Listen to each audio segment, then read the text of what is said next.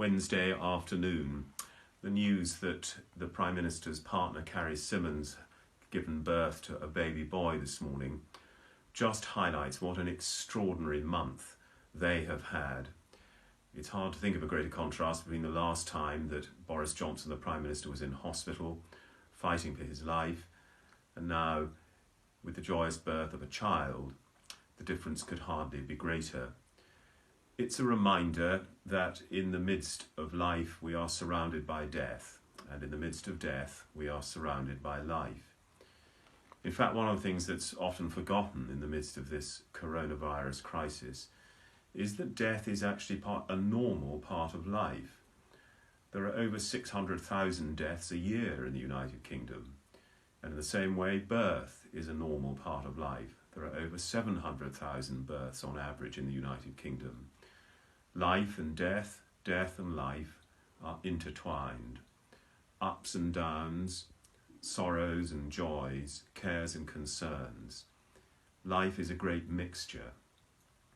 And I don't know whether the Prime Minister is inclined to be a praying person or not. But in the great ups and downs of the past month, he would have done well, had he been a praying person, to turn to the Psalms. For what the Psalms show is that these experiences of joy and fear, of care and delight, of light and darkness, are ones which are all brought before God by God's people and given voice in the Psalms. Sometimes it's a cry of rage and frustration, sometimes it's delight and praise. But it's all there, all of human experience. You can open the Psalms at almost any random point and find some aspect of human experience which we have had ourselves given expression. Psalm 27, the Lord is my light and my salvation. Whom then shall I fear? The Lord is the strength of my life. Of whom then shall I be afraid? One thing have I asked of the Lord, and that alone I seek, that I may dwell in the house of the Lord all the days of my life.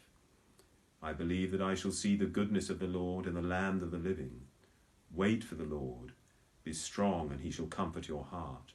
Wait patiently for the Lord.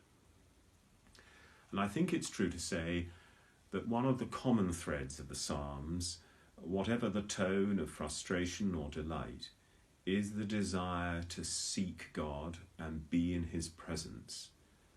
And part of that, if that is to be realised, is the need for patience. Wait for the Lord. Be strong, and he shall comfort your heart. Wait patiently for the Lord. The final verse of Psalm 27. And that's a lesson for all of us in these days where we find ourselves with death is in the midst of life and life in the midst of death. And we all have our ups and downs, that we need to wait patiently for the Lord and trust that we will find him and be found by him. Amen.